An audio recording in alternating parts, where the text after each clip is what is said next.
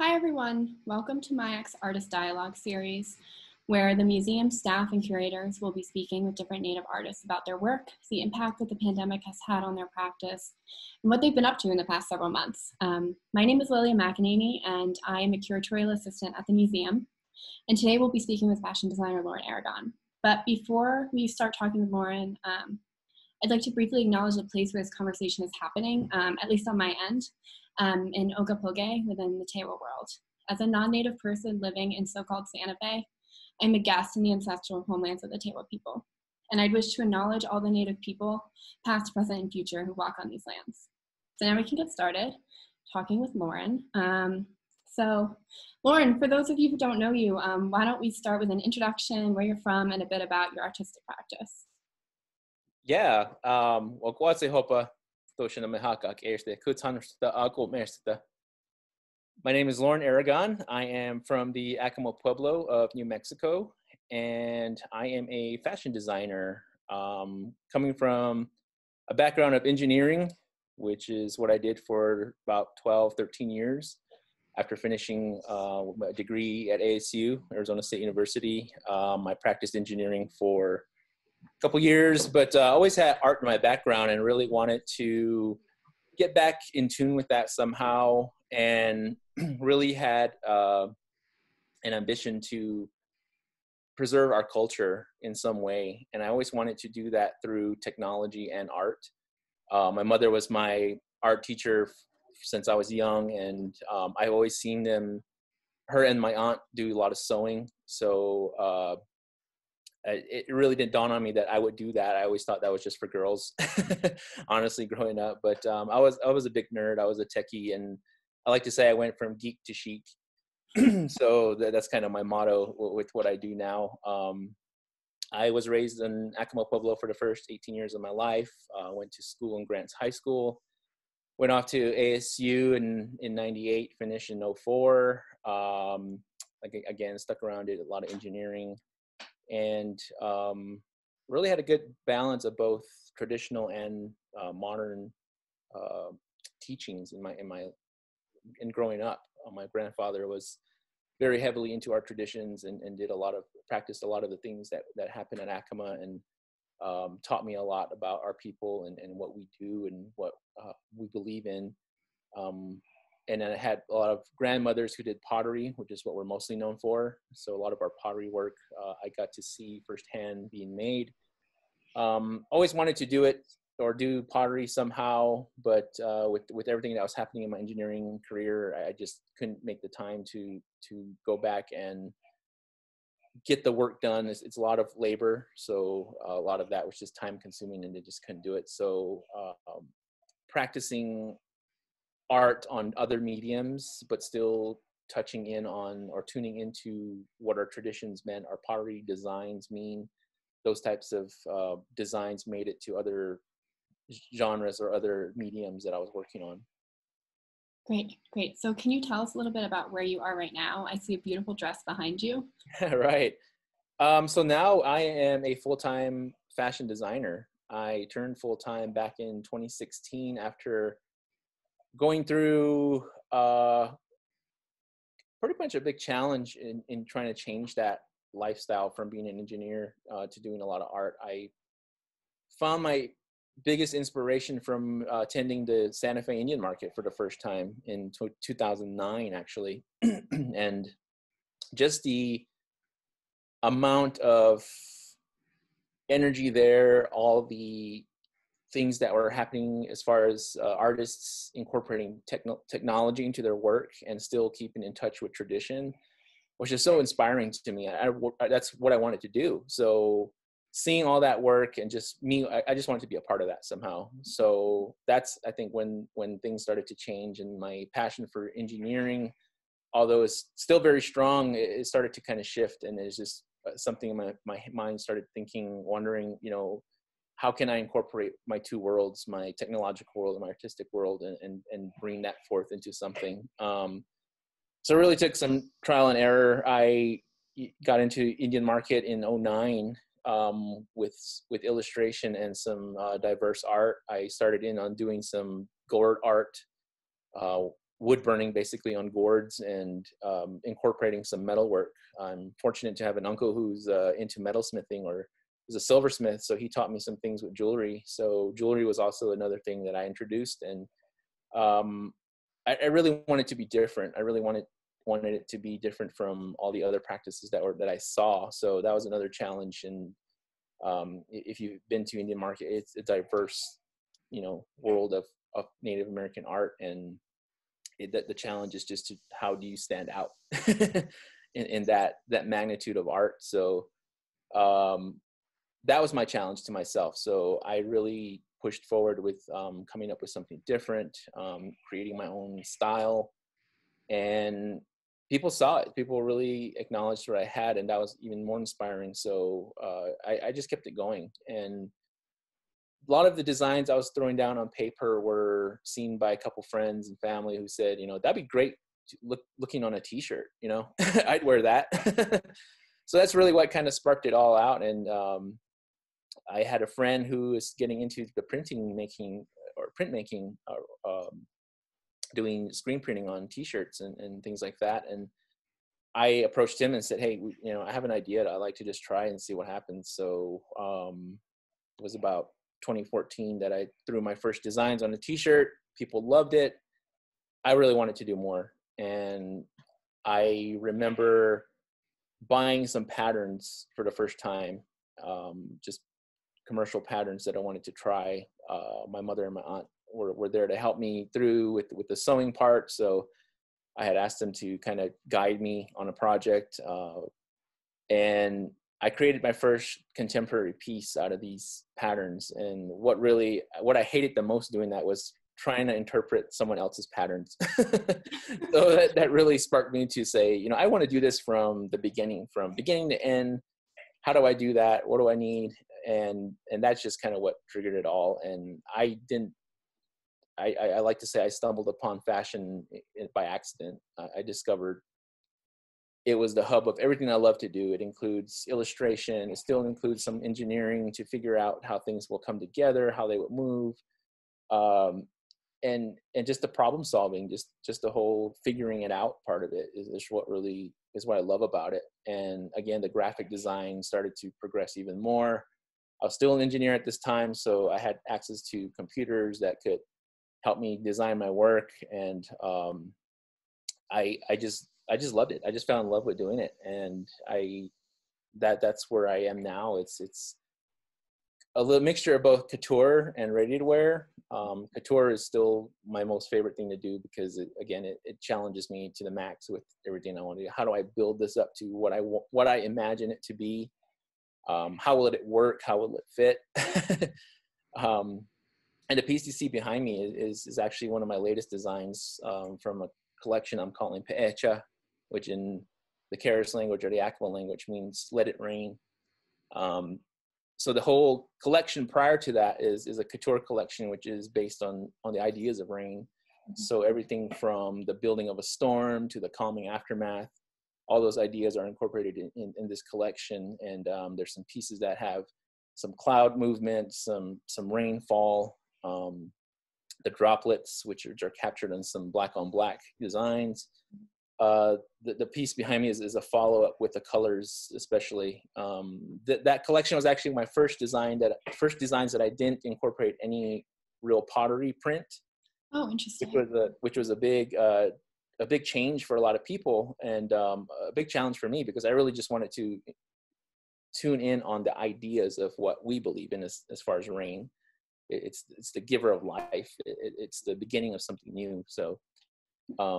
And it's not just an aesthetic idea. It's like it's not just like an aesthetic idea. It's like an actual. Right. Correct. Right. And that's really what all my designs are based on, just the beliefs of the Acoma people. And the founding idea behind that is the idea of empowering women. So couture women's designs, everything I incorporate into a design is meant to be a catalyst to the women who wear these designs to embrace their strengths and their power and really empower themselves to be at their best. in whatever they do. So these designs, really what our brand means is evoke empowerment. It's really to reach inside yourself and evoke that empowerment that we all carry, and especially in our women who, in the Acoma Pueblo and a lot of Pueblos and a lot of Native American tribes are matrilineal in belief. And that's what we're trying to set forth and really try to instill those ideas of the women having power, women have the ability to create life and create beautiful things. Those are the ideas that we try to instill in everything that we make, and especially in my designs. It's really the foundation for everything that I do. But back to the follow-up on the designs with the couture, the ready-to-wear. So the piece behind me has the markings of the pottery design work that I normally do. So this is one of the ready-to-wear pieces with a jersey fabric, and a more ready-to-wear, being that it's more, you know, ready to just put on and for everyday use. So I love to include that it's still luxurious enough to wear to something, you know, big, some kind of grand function. So that was, I did miss it. I really did miss putting print on some fabric and putting it into my design. So this really was appealing to me to do. Yeah. and show it off in a different way. So this is just one of the pieces from the new collection that is in the works right now, and we're trying to launch. But with everything going on around us, it just kind of made things difficult to get it done in the time frame that we thought we'd had. Right. The fabric is stunning. Even through the video, it just looks absolutely beautiful. And it does look luxurious, even though it is ready to wear. Yeah. Thanks. So can you tell us a little bit about your studio and the place that you work? Yeah, so I'm going to do a little tour of the area that we had set up here. So right now we're actually working with everything that's with our masks. We've kind of shifted gears because we saw a need for people to protect themselves, and we started this campaign called Protective Styling. Protect yourself or protect others while protecting yourself. And we found some fabric that was laying around that we could use to create some face masks. And it was a little bit of a hesitation at first because everything with the guidelines going on with the CDC, the World Health Organization was always, you know, you need a P95, you need a, you know, regulated kind of mask. But after a while, the requirements kind of laxed and said, you just need some kind of covering. And these are the things you should be using to cover your face with. So we were fortunate enough to have this 100% cotton fabric laying around, which is what's really recommended, and must be at least two ply or 2 layers of thickness. So engineering mind kicked on, and I had started developing what was going to become our face mask. So right now we're working on our generation 3, which has been an upgrade from what we started out with originally. And that was just based on feedback from our patrons or customers who had purchased the mask, saying, you know, it'd be great if you go, you know, make this the wire better, you know, a little bit more adjustable. We need some more comfort in the ears and all this stuff. So we've come quite a ways in the last couple of months just to create some designs. So here's one of the light masks with the lightning pattern on it, and these are our strap styles. We also have some that are with elastic ear bands and are available on our website. And what's been amazing is the support from our patrons and friends and family who have purchased a lot of these, and has really helped with the business. So we're able to keep moving forward and provide a service to people who need it. And that was one of the things we saw with people were basically hoarding a lot of the masks when this pandemic all started. And we really needed to kind of make things more accessible to people, just even within our own communities. So we did that, and people love it. People have been giving us great feedback and encouraging us to keep it up. So we've been doing this since April with providing masks, and it's been quite a bit of a challenge. For one thing, the delivery system has just been in chaos. with all these reroutes and everything, we had quite the challenge of kind of getting things started to a better, to getting it better handled right now because of delays in delivery and things like that. But yeah, we're all set up. I don't know if you can see going on in the background. We have Val here doing some sewing on some of the masks. Our whole setup, yeah.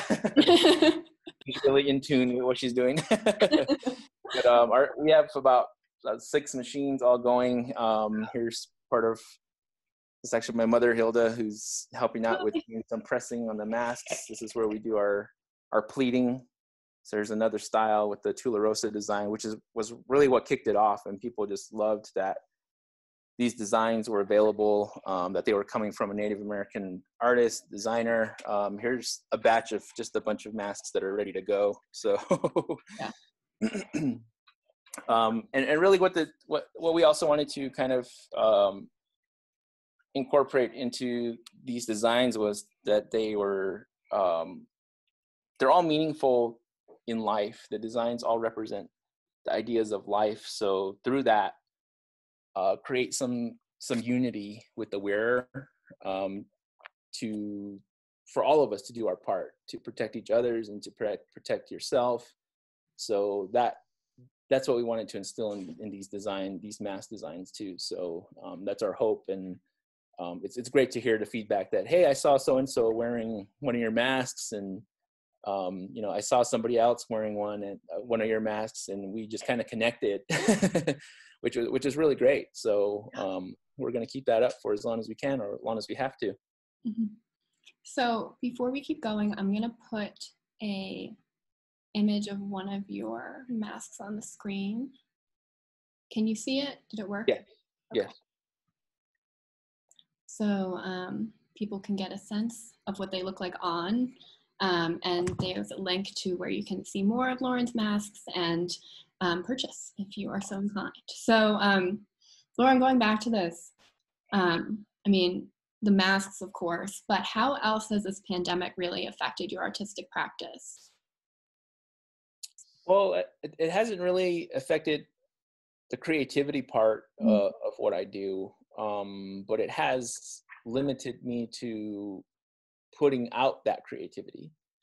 All our shows were canceled because of this pandemic, and it really put a damper on what we could present to our customers, our fans, and people who just love to see Native American fashion. And so it really affected us by having to think in new ways to put our product out there, and which is we're really fortunate to kind of have a plan this year to do more online things, online sales, bring more traffic toward our website. So that really pushed us even further to do that. So with the help of some friends and people in the business, we were able to kind of generate more of a buzz to our social media, to our website, and really bring people back into tune with who we are as a brand and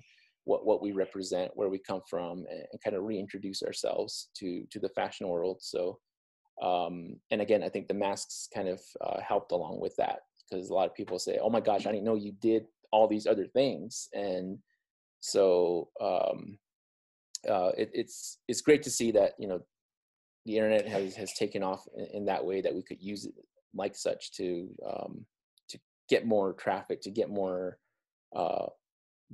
generate a larger audience. Absolutely. Yeah, I think, we're never going to go back to normal, right? So it's going to be interesting to see how different people continue use with online sales or not, or continue, how long are you going to have to make masks for? How long is that going to be a huge part of your business? Right. Yeah. So I guess switching gears a little bit, I wanted to talk about MIAC's renewal of our permanent exhibition, Here Now and Always. You are making a fabulous dress for us based on a jar in the collection. And here is a side-by-side image of a sketch that you did based on the jar. And can you talk a little bit about why you work with historic pottery and how you work with historic pottery, and really how that evolved for you in your creative process. Sure. Yeah. It, I don't really work directly from pottery. The first design I did that was a direct inspiration from a pottery piece was a piece I did for Walt Disney World. And they had approached me and asking, we want to make this connection from the past to now.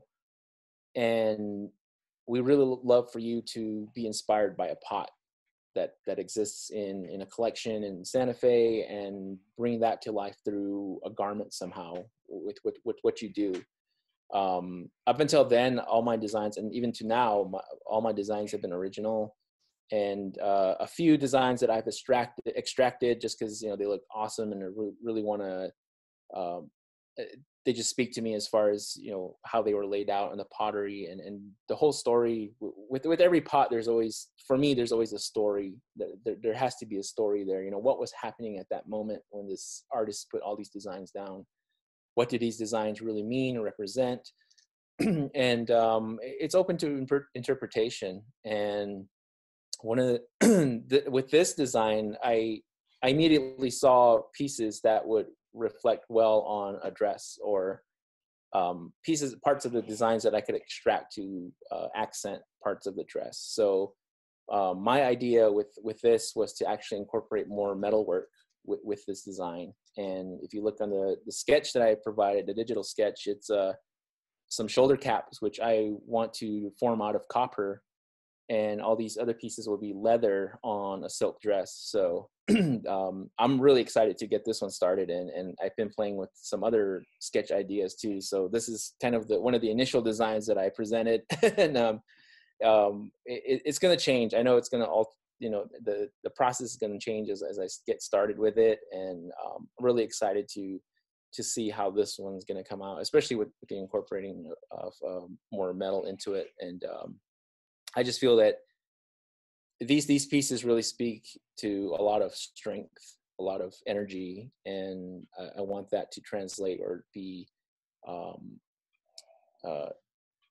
want that to be reflected in the dress as well. So the wearer or whoever is gonna put this on display is gonna just reflect that same energy. Absolutely. And with the materials too. I mean, Right. having the metal and the leather on a silk dress, I mean, talk about power. That's awesome. It's just Yeah.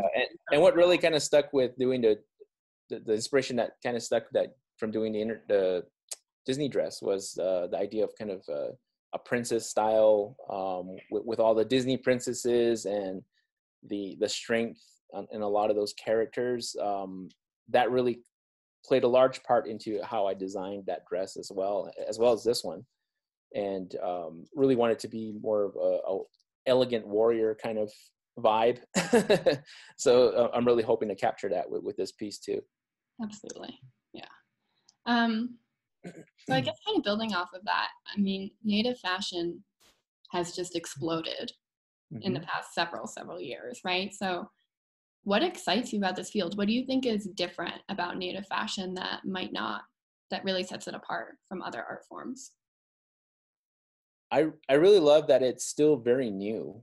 Mm-hmm. It's still developing and generating a life of its own. I love that the native designers that are doing their thing now are creating more of an awareness to it, and more people are starting to figure out, that we have a huge diversity in Native America, and just seeing the progression of the use of technology, access to new materials, those types of things being developed into something wearable and still connecting to tradition has just been really inspiring to me. It's just awesome to see. And I really encourage all other designers, even those that are aspiring to start thinking in new ways. What excites me is that we're taking back what we should be representing ourselves. We're often misinterpreted, misrepresented on a lot of runways by non-native designers, and we have every right to represent ourselves. So was really a big part of what I started in fashion. I saw a lot of things happening. I didn't really like how certain designs or regalia were being represented on the runways, and I felt that, you know, I wanted to make a stand and somehow say, you know, we have every right to be on those same stages as Dior, you know, Alexander McQueen, and we just need to work hard and find those avenues to get there. And it's just great to see a lot more designers doing that. So I'm excited to see who or when we get to see more natives out there in the greater spotlight and putting on shows of their own. And a lot, we've seen that already, just with those that have pioneered their way through. And so I'm excited to see, and also have people share that, you know, Native fashion has always been a part of Native America for centuries. And with all our traditional regalia, everything that's built up for dancing, for ceremonies, that's all fashion. That's all things that we already thought about. I like to have people challenge ourselves and themselves to push that even further. How can we put that out there for everyone to enjoy? Mm-hmm. Yep, and innovation in Native fashion has always been there too. It's Absolutely. not this static idea that people think of. Like this, it's always changing, just like every other art form. And Right. So given that, I mean, what do you see the Native fashion world looking like in like 20, 30 years? You know, it's hard to say. It's always evolving, and that's why I love it as well. I have to evolve. I can't just stick on one thing. My ideas change so much that I really want to embrace all these different ideas into different collections. And it's just so great to see that we're creating our own narrative and telling our own stories. And even I like that we're keeping our culture alive through it. Like I said before, it's just this is my way of preserving who I am, where I come from, what we believe in, and hoping to inspire even more future generations to jump into fashion or some sort of it, some part of it to be there. I really think that in 20, 30 years, we're going to see more of a presence of Native American designers doing greater things, and seeing more shops that are incorporating a lot more Native designs. So really being more present in the general fashion world. Right, not just in the Native fashion world. Right, exactly. And I think that's vital, because again, not a lot of people are tuned into Native American fashion. We need to think outside the box and bring that to the more generalized public, who surprisingly to me, in doing this, I didn't know, a lot of people didn't know that we still existed, that this type of art form existed in pottery, and that people didn't know for us, you know, for everything you read online, you know, world renowned Acoma Pueblo, it's really not. and we, as far as fashion goes, I think with pottery, yeah, a lot of people see the pottery and say, oh yeah, I recognize that. But the other thing is, you know, we need to challenge ourselves of breaking away from those traditional practices and doing more of something that has not been done yet. Absolutely. Great. Well, let me close out of this. And yeah, so as we're wrapping up, is there anything else that you wanted to talk about before we sign off? No, I think there's not much more to add. Okay, sounds good. Well, thank you everybody for joining us for our Artist Dialogue series with Loren Aragon, and stay tuned for upcoming installments. Yeah, thank you, Lilia and Mayak, for this opportunity. Really great to join in and discuss a little bit about what I'm doing. And again, tawa.